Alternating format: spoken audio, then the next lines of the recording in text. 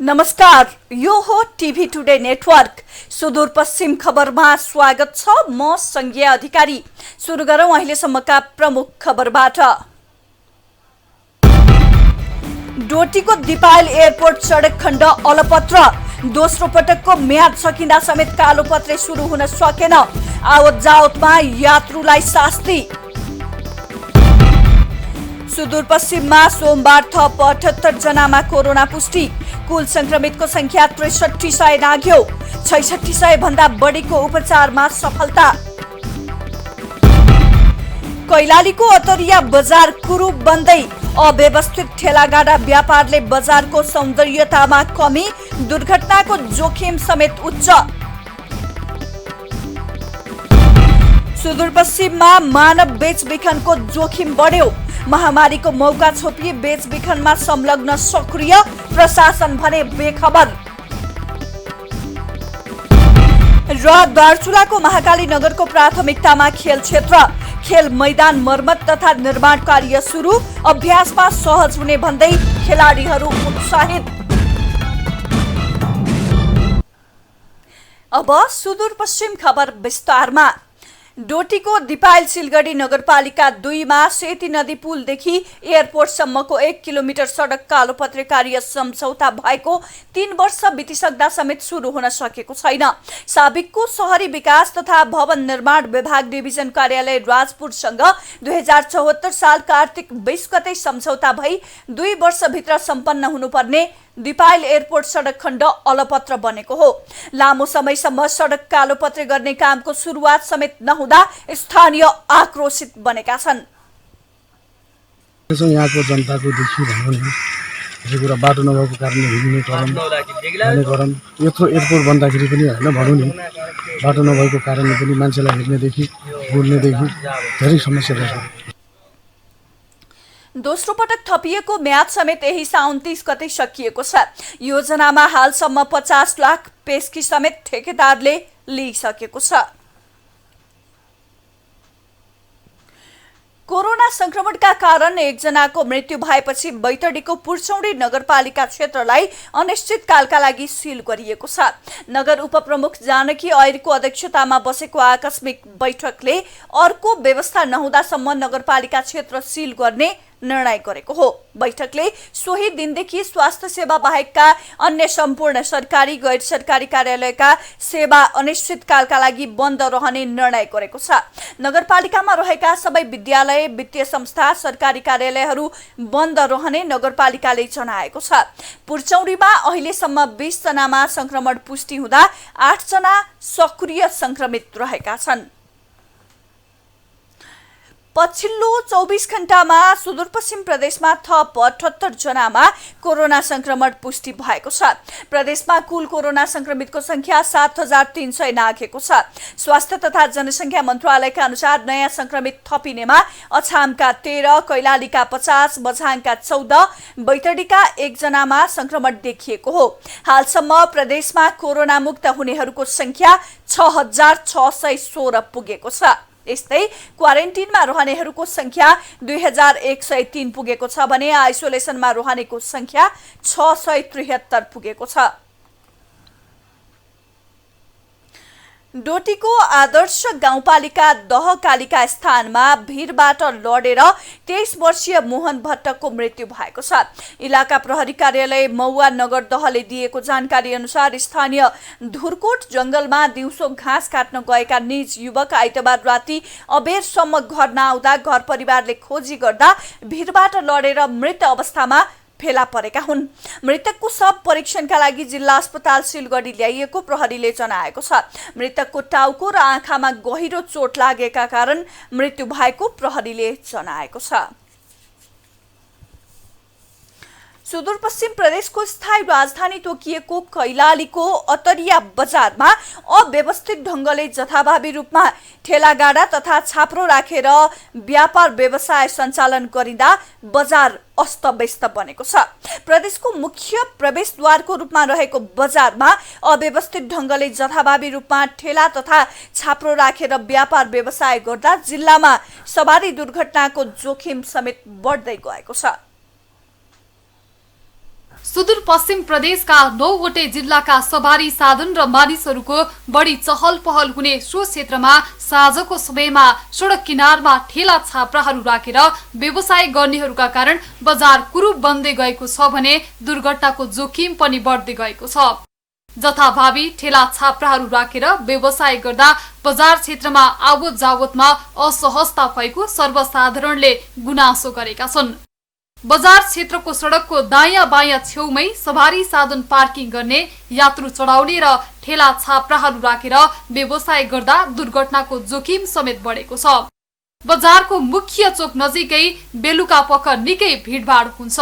यसरी जथाभावी ठेला छाप्राहरू राख्दा दुर्घटना हुन सक्ने भएकाले यसतर्फ सम्बन्धित निकायको ध्यान जान जरुरी रहेको स्थानीय बताउँछन्। 40% रोड ओगटिदिने हुनाले न पार्किङको समस्या छ हैन, त्यसपछि तपाईको दुर्घटना हुने सम्भावना त्यो अत्रिया भनेको ट्रान्जिट पोइन्ट हो, चोक हो, अब मान्छेको आवत जावत धेरै हुन्छ, तपाईको त्यही भएर धेरै असर परेको छ। त्यसमा जोखिम पनि पहिलाभन्दा अहिले एकदमै धेरै बढिया छ। किन भन्नुहुन्छ भने अहिले चाहिँ जब यो लकडाउन खुल्यो, लकडाउन खुलिसकेपछि तपाईँको आउने जाने मान्छेको कोही पहाडबाट, कोही तराईबाट, कोही पूर्वबाट, कोही पश्चिमबाट आउने जाने मान्छेको दिन प्रतिदिन चाप बढिरहेको छ।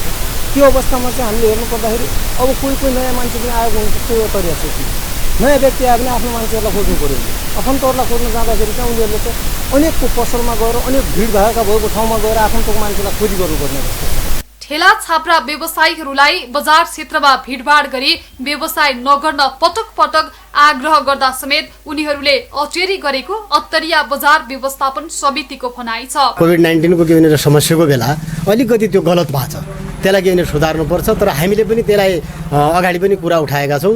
अझ पनि हामीले अस्ति नै हाम्रो मासिक 4 गतेको बैठकमा अलिकति के भने हामीले अनुगमन गर्नुपर्छ, यो विषयमा के भने बजारतिर पहल पनि गर्नुपर्छ भन्ने कुरा राखेका छौँ। लगत उद्योग वाणिज्य सङ्घ र नगरपालिकासँग फेरि बसेर संयुक्तमा हामीले यो छलफल गर्नुपर्छ भन्ने विषयहरू हामीले पनि उठाएका छौँ। अव्यवस्थित ढङ्गले जथाभावी रूपमा ठेला छाप्रा राखेर व्यापार व्यवसाय गरिदिँदा जिल्लामा दुर्घटनाको जोखिम बढ्दो छ। ठेला व्यापार गरेर जीविकोपार्जन गरिरहेका व्यवसायीहरूलाई थप व्यवस्थित तरिकाले व्यवसाय सञ्चालनको वातावरण सिर्जना गर्न अति आवश्यक देखिन्छ। कैलालीबाट अनिल पन्तको रिपोर्ट। सुदूरपश्चिम खबरमा पालो छोटो विश्रामको।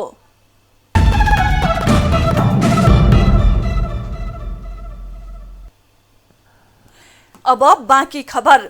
कञ्चनपुरको लालझाडी गाउँपालिका 4 देखतभुली पर्सियाका 27 वर्षीय प्रदीप राणाले सञ्चालन गरेको काठ चिरान गर्ने मिलबाट अवैध रूपमा लुकाई छिपाई राखिएको 60 घनफिट काठ प्रहरीले बरामद गरेको छ।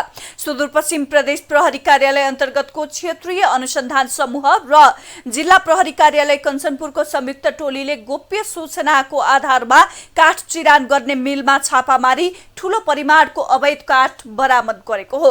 सालको तयारी अवस्थाका झ्याल, ढोका, चौकस, गोलिया लगायत गरी 235 थान अवैध काठ बरामद गरिएको जिल्ला प्रहरी कार्यालय कञ्चनपुरले जनाएको छ।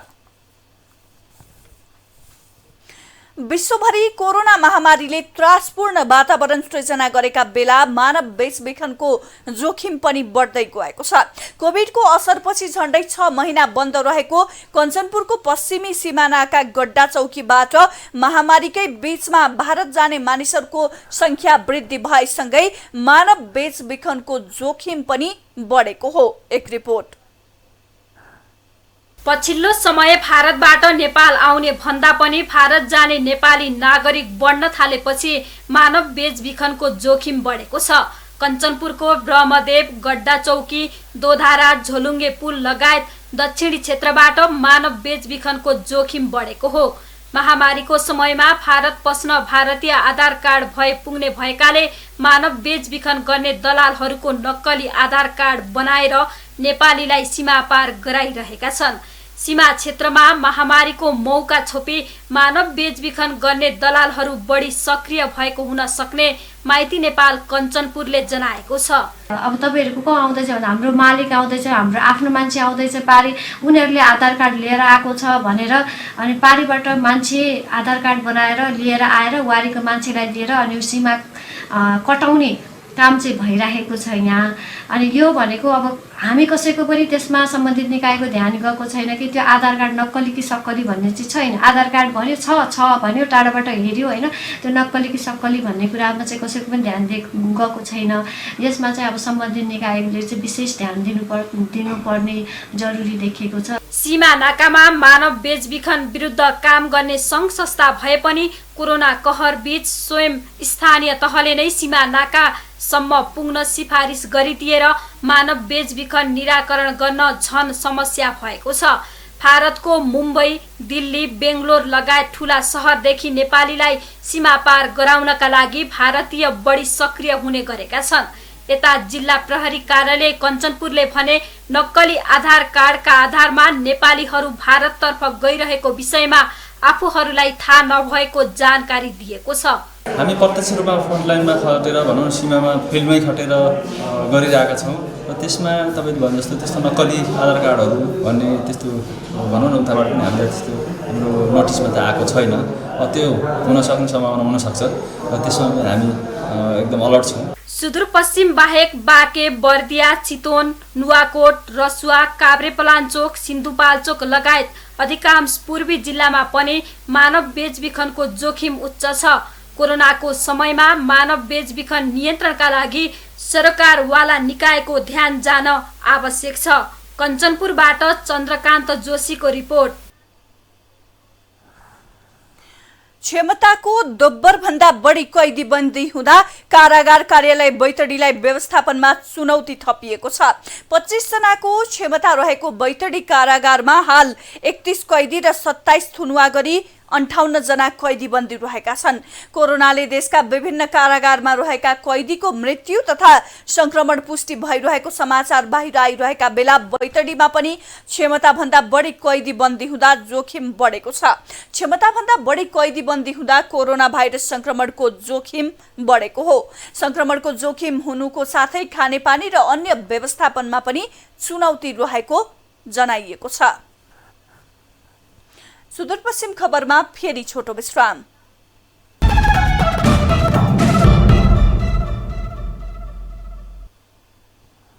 अब जन आवाज।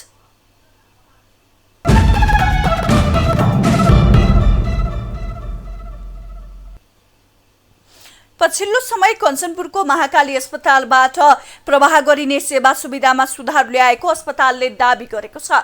अस्पतालले प्रवाह गर्ने सेवा सुविधाहरूमा के साँच्चीकै परिवर्तन आएकै हो त भनेर केही सेवाग्राहीहरूलाई हामीले सोधेका छौँ।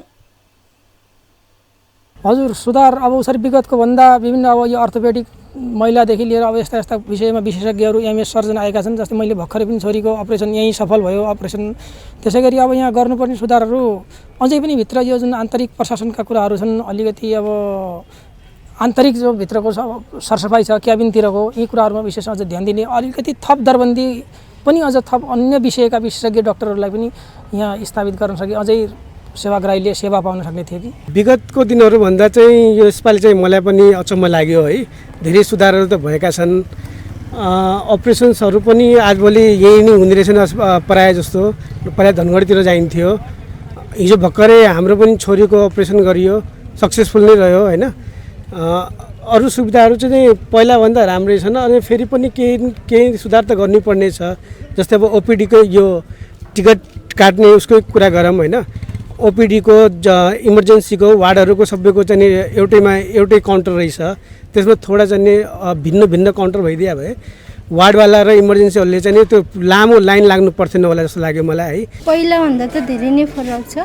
त्यही पनि यो काउन्टरमा भयो अनि यहाँ धेरै लाइन बस्नुपर्ने, इमर्जेन्सीको 2 जना मात्र त्यहाँ काउन्टरमा मान्छे हुनुहुन्छ। टिकट काट्नलाई मान्छे डेढ 2 घन्टा बसेर पनि पालो नपुगेको छ। यसमा अब जसरी वृद्धको लाइन अलग होइन, महिला त्यो अप्ठ्यारो केसहरू इमर्जेन्सीको लागि अलग्गै काउन्टर भएपछि अनि त्यसपछि टिकटको काउन्टरमा पनि अलि 2-3 जना भयो भने सजिलो हुन्थ्यो। यहाँ नभए कुपन सिस्टम गरे पनि हुन्थ्यो। आफ्नो पालोमा टिकट काट्दाखेरि बस्ने सुविधा छैन त्यहाँ। अनि धेरै नै गाह्रो त छ। सुधार त भएछ तर धेरै नै गाह्रो जस्तो लाग्छ। अलिकति प्रगति भइरहेको छ। वृद्धहरूलाई औषधि प्राप्त भइरहेको छ। अब डाक्टरहरू पनि अब ठिकै छन्। अब के कुरामा सुधार गर्नु पर्ला जस्तो छ यो त्यहाँ बस्नेवालाहरू अहिले लाइन लगाउँदाखेरि यताउति गर्दाखेरि त्यसो भइरहेको छ। उसरी पहिलेको भन्दा बहुत फरक छ। पहिलेको भन्दा ठिकै चलिरहेको छ। पहिलेको भन्दा अहिले राम्रो एकदम राम्रो छ, किनकि पहिला हामीले सानो उपचार गर्नु पऱ्यो भने धनगढी रिफर हुन्थ्यो। अहिले त्यसको तुलनामा धेरै राम्रो भएको छ। अब पुरै डाक्टर आएको कन्डिसन छैन यतातिर। अब केही अरू थप डाक्टर राम्रो आएपछि हामीहरू एकदमै राम्रो हुन्थ्यो। सबैलाई यताउता जान आवश्यकता पर्ने थिएन जस्तो लागिरहेको छ। पहिलेभन्दा त आजको दिनमा त मलाई अलि राम्रो नै देखियो। अझ योभन्दा चाहिँ हाम्रो चाहिँ अलिक जति छन् यहाँ पब्लिक जनताहरूलाई अझ योभन्दा अलिक के सुधार भएको झन् राम्रो हुन्छ जस्तो लाग्छ मलाई त। हस्पिटलबाट जो आज मैले यहाँ आफ्नो चाहिँ भनौँ न बिहानदेखि यता आफ्नो चाहिँ ओडीमा बसिएको छ भने त्यो हुन जस्तो छ राम्रो देखेँ मैले। राम्रै भयो। अझ यसलाई अझ के अझ राम्रो गर्न पाएँ झनै राम्रो हुन्छ जस्तो लाग्छ मलाई त। जस्तो टिकट काट्ने ठाउँमा एकजना मात्र देखेँ, त्यहाँ घन्टो तक लाइन लागेर बस्नु पऱ्यो। मान्छे कोही बिमारी हुन्छ नि, कोही उभिन नसकिने जस्तै देखेँ मैले खुदै। मैले आफूले देखेँ हुनु त्यो ठाउँमा चाहिँ टिकट काट्ने 2-2जना भयो राम्रो, किन महिला पुरुष भने छुट्टै राखेको छ त्यहाँ। अब त्यहाँ एकजना टिकट काउन्टरमा टिकट काट्ने मान्छे एकजनाको हातबाट भ्याउँदैन। त्यो महिला पुरुषको लागि छुट्टिएको ठाउँमा भने चाहिँ तिनीहरूलाई त्यही अनुसार नै 2जना हुनु पऱ्यो जस्तो लाग्छ मलाई। पहिलाभन्दा त अहिले धेरै सुधार आएको छ सर। अब अहिले आइसोलेसनको व्यवस्था अनि यो सिस्टम धेरै छ। त अलिकता यो आजभोलि मलाई के लाग्यो जुन किसिमले यो टिकट काट्ने यो स्थान छ त्यहाँ चाहिँ महिला र पुरुषको अलग अलग एउटा त्यो टिकट काट्ने हुनुपर्ने र परेको सालामा एकदमै रिपोर्ट एकदमै ढिलो आउने भएकोले गर्दाखेरि परेको साला गएर त्यो टिकट काट्ने ठाउँको चाहिँ व्यवस्था गर्दै राम्रो हुन्थ्यो। अझै सुधार गर्दै अझै राम्रो हुन्थ्यो। अब खेल खबर।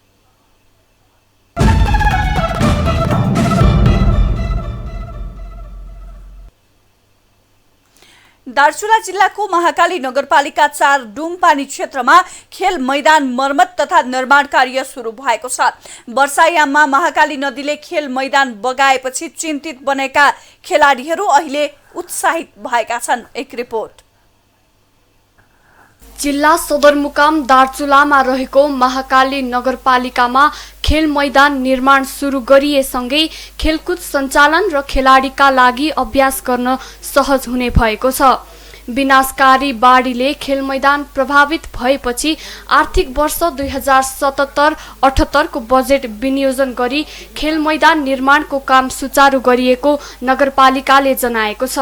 राष्ट्रपति नेसनलको प्रतियोगिता गर्न चाहँदै पनि खेल मैदान निर्माण गर्न सकेको थिएन। त्यस कारणले त्यो समस्याहरू हामीले सक्रिय साथमा भयौँ र आज आएर त्यो सबै समस्याको समाधान हुने गरी हामी जान खोजेका छौँ।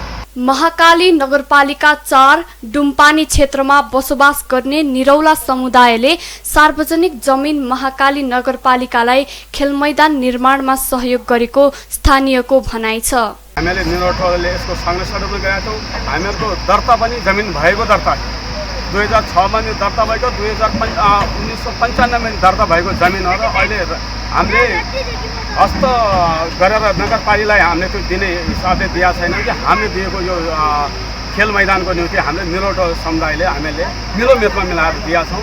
कुनै पनि यसमा कार्यक्रम होस् और भोलिको दिनको निम्ति पनि हामीहरूको बच्चाहरू पनि बाहिर खेल्न नजाउँ, यसै फिल्डमा खेलौँ, धेरै टाढा नजाउँ, कुनै किमतडी नजाउँ, हाम्रो काँडे त्यो भागमा खेल्न नजाउँ। तर एकदमै हामी त्यसको फिल्डको एकदम हामीलाई जरुरत परेको हिसाबले मिलोमेत गरेर हामीले दिएका छौँ।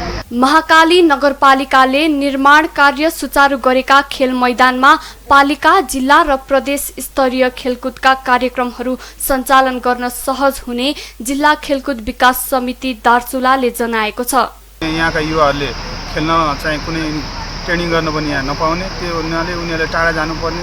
हामीले खेलकुदको अध्यक्ष भएको नाताले म कुनै प्रोग्राम राख्न पनि यहाँ फिल्ड नहुने, गोकुले जानुपर्ने, बला जानुपर्ने अवस्था भएको हुँदा यो खेलकुद निर्माण गर्नलाई जुन यो फिल्ड निर्माण गर्नको लागि निरौला समुदायले दिनुभएको छ, उहाँलाई मेरो तर्फबाट धेरै धेरै धन्यवाद छ।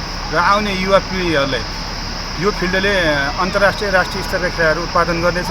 अब यो फिल्ड निर्माण भइसकेपछि हाम्रा यो स्तरमा राष्ट्रिय क्षेत्रीय स्तरका जिल्ला स्तरका प्रतियोगिता हामी अवश्य गराउनेछौँ र माथि पनि हामी क्षेत्रीय तथा राष्ट्रिय प्रतियोगिताको लागि हामी राखेकोमा पनि यसको पहल चाल्नेछौँ। राष्ट्रका लागि खेलकुद, स्वास्थ्यका लागि खेलकुद भनेर नारा मात्रै हुने गरेको भए पनि पछिल्लो समय महाकाली नगरपालिकाले शिक्षा, स्वास्थ्य र खेलकुदका क्षेत्रमा पनि काम गरिरहेको छ।